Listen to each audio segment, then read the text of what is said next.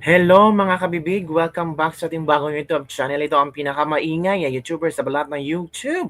Ako si Kabibig, maglabag-labag na tongue with evidence. Ano to?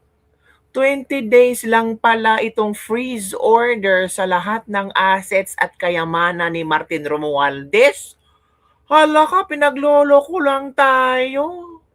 Para yatang nanood tayo ng teleserye. So after 20 days, wala nang freeze order. Balik sa dati, enjoy kayamanan. 25 bank accounts yan ha. At marami pang kayamanan ni Martin.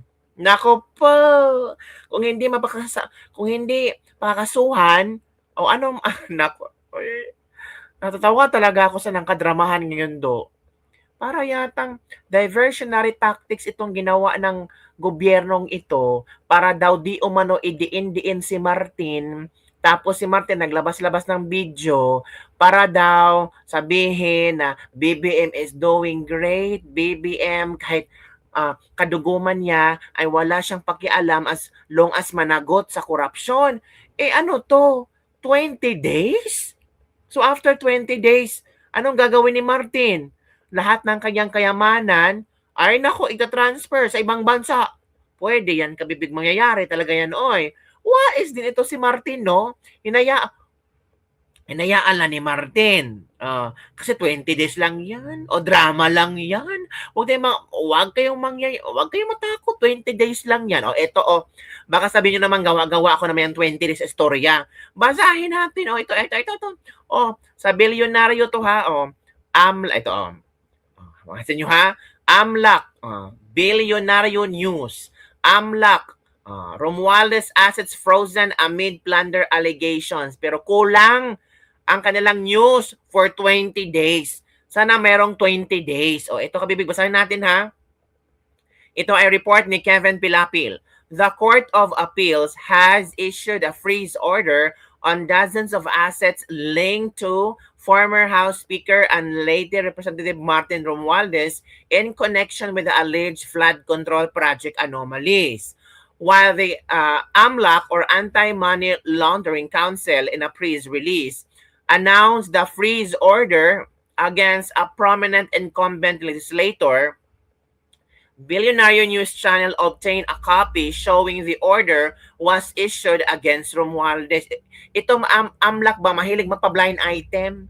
Kasi ang AMLAC nag-release ng statement pero hindi pinangalanan kung sino. Buti na lang ang bilyonaryo nakakuha ng kopya na order na si Martin pala. Ikaw AMLAC ha? Namumuro ka na. Pa-blind item ka pa, si Martin lang pala.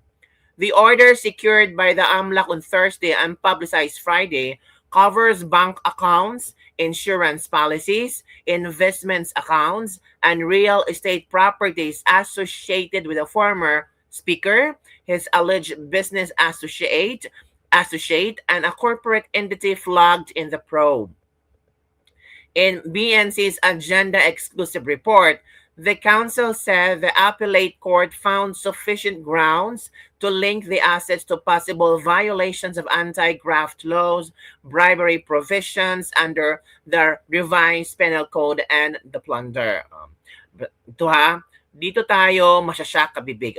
According to the document, 25 bank accounts and 10 insurance policies were registered under Romualdez name. Wow, 25 bank accounts. Ang dami naman yan. Kumpara mo kay BP Sara. How much more kaya kang BBM? Ilang bank accounts ba meron si BBM? Ay, nako, hindi natin alam. Additional financial instruments and properties included 27 bank accounts, 10 insurance policy, and 1 investment account were traced to the former speaker, alleged associate and obstinate fraternity brother Jose Raulito Paras. Ito na kabibig.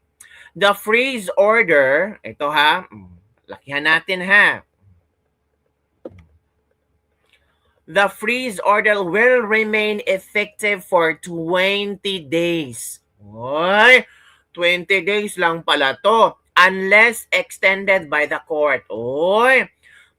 Bars the transfer or movement of the identified assets pending further proceedings. So nagdepende sa korte kung i-extend nila or hindi yung 20 days. Hala ka. Meanwhile, the former speaker expertly asked the Office of the Ombudsman on Wednesday to inhibit itself from investigating the controversy, citing what is described as a pattern of prejudgment that could compromise his right to due process. Hindi ka bibig ha? 20 days lang pala. And unleased extended by the court. Hala ka. Ano yan? Hindi yan binalita. Ang binalita nila, freeze order kay Martin sa kanyang assets and liabilities. Pero kulang-kulang na impormasyon. Kulang yung, kung isang taon ba? Forever ba? Pero 20 days lang pala. Ang konti ng span hanggang sa extended 20 days unless i-extend ng korte. Kung sabi ng korte, wag natin i-extend. So after that, anong gagawin ni Martin? Hindi. Pwede niya i-transfer lahat. Ang tanong, nasaan ba si Martin? Bakit hindi na nagpapakita si Martin Romualdez? Nako po, sabi ng iba, baka lumayas na. Hala ka grabe talaga ang mga netizen, no? Kung anong sabihin. Ito, grabe talaga ang mga netizen. Oy, nako, kung may integrity ang system, lalabas ang totoo kahit gaano katagal ang proseso. Sabi ni Ases Abdu Baha. Kung may due process, dapat respetuhin natin ito kahit hindi agad ang sagot. Nakaka-frustrate yung ganitong culture na agad-agad may verdict kahit wala pang konklusyon. Kung may mali, let the legal system prove it, hindi social media. Para yatang naramdaman ko itong mga trolls ito ni ni Martin, mga supporters ito ni Martin. Sabi pa ng isang netizen, wow, 20 days. Edi sila na. Diba? Sila na. Allah, mga kabibig. Shocking. Uy, na-shock talaga ako ha. Akala ko kasi, ay, maganda na ito kabibig. Talagang iba na si Martin. This is it na. Pero kita natin, 20 days lang pala. Ito may nabasa akong komento ni Attorney Regal. Sabi ni Attorney Regal, na-shock din siya. Ito freeze order sa assets ni Martin, 20 days lang pala. Ano ang resulta? Inaayos pa kasi ang script, pang short film lang pala. Drama lang yan. For compliance and show. For the show lang siguro. Pampalubag loob lang daw yan. Mukhang palabas at planado ang galawan, attorney. Aray ko. Pang short film.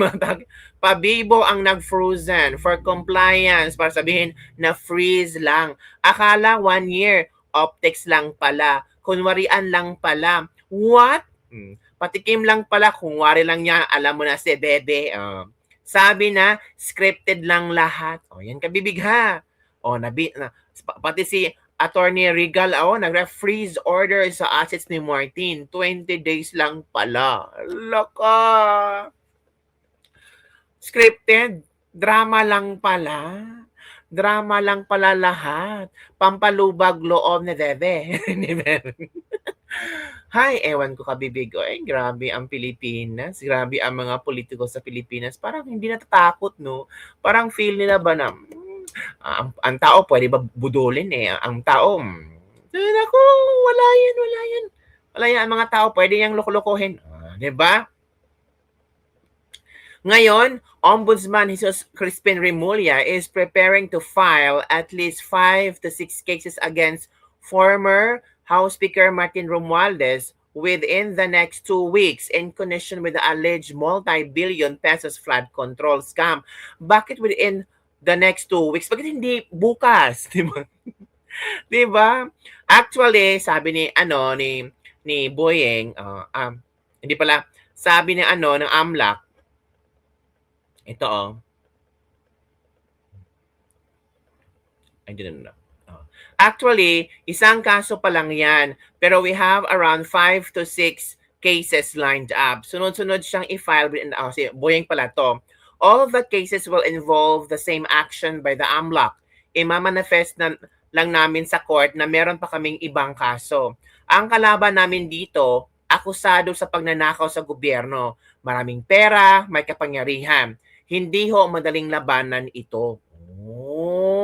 Naku po. Ang dami pala na-freeze na mga ni Martin. Ito 3,100 square meters estate at along Tamarin Road in South Forbes Park. Wow. Property, oh, grabe, no? Ang mahal. Tapos, 1.665 billion by Golden Fisant Holding Groups. Oh, grabe, ang dami ni Martin. 35 accounts across major banks, including BDO, Unibank, Metropolitan Bank, Trust Company, Union Bank. Ang dami. Ang yaman pala ni Martin. Tapos hindi iniimbestigahan. Ang iniimbestigahan sa Kongreso, ang sali ni BP Sara, ang AMLAC na mga transactions ni BP Sara, yung ang kanilang ipinaiimbestigahan. Nakakatawa, no? Tapos itong si Martin, multi-billionaire pala to.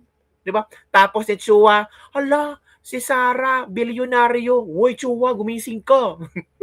Chua, huwag masyadong nako, 'di ba? Kawawa si BP Sara, ginawang optics na si Martin talaga. Oo. Si Martin, 'di ba? Nakakatawa. So yun kabibig ha. Yun ang ating balita ngayon na kung saan 20 days lang. 20 days lang pala ang freeze order. Freeze order sa mga assets ni Martin Romualdez. After 20 days, depende sa korte kung i-extend or hindi. Kung hindi i-extend ng korte, wala. Tapos na ang drama. Pero kung i-extend ng korte, baka hindi natin alam kung ilang araw. Baka 1 week lang. Para saan? Sana ginawang 1 year or hanggang 2028. 'Di ba, mga kabibig? Kayo, ano ang inyong reaction hinggil dito? Comment down below, mga kabibig. Si Martin, nag-video na ba si Martin, no, na how can I be the mastermind? Oh, how can I be the mastermind? Oh, paano daw siya maging mastermind? Oh, nilaglag mo yung sarili mo. Bakit?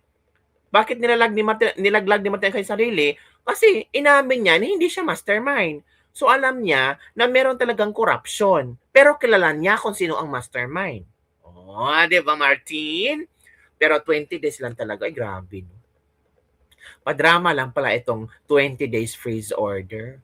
Or what do you think, mga kabibig? Drama lang ba ito? Or pananakot na ito kay Martin? Kasi nabalitaan ko na ang tawag dito, inoferan daw ng settlement si Martin ni Boying Rimulya. O, sabi ni Boying, Martin, bibigyan kita ng settlement ha. Deal or no deal to. O, lahat ng mga nanakaw mo, isauli mo sa bansa, sa bayan. Parang nag-react si Martin. Ayaw ni Martin kabibig. Bakit? Kasi kung mag-deal si Martin, halatang nanakaw siya. How can I be the mastermind? Mga kabibig. Ay, nako, kabibig. So, yun lang ang ating libak-libak for today. Again, 20 days lang po ang freeze order sa lahat ng assets and liabilities ni Martin Romualdez. Kasama ang kanyang 25 bank accounts sa iba't ibang bangko sa Pilipinas. O, diba? Ang yaman. 25 accounts. Ilan kaya ang laman diyan? Don't tell me milyones yan. Bilyones yan. Lo, grabe. 25 accounts, pero tapos meron pang 30 accounts. So, 55 accounts all? Wala. Ang yaman ni Martin. Paano naging mayaman si Martin? Diba? Ay, nako. Ang gulo-gulo. Tapos tayo mga mahihirap, gutom na gutom. Wala mga tayong account sa bangko. Sa GCash meron. Pero kung mayaman na tayo sa GCash, kung i-add natin lahat ng transactions, pero yung remaining balance, 10 pesos. So yun lang, kabibig, ang ating libak-libak for the day. Don't forget to like, subscribe, and share this video para sa mga latest trending news nating pag-usap-usapan. Bye everyone! See you next time. Pinagluloko lang tayo.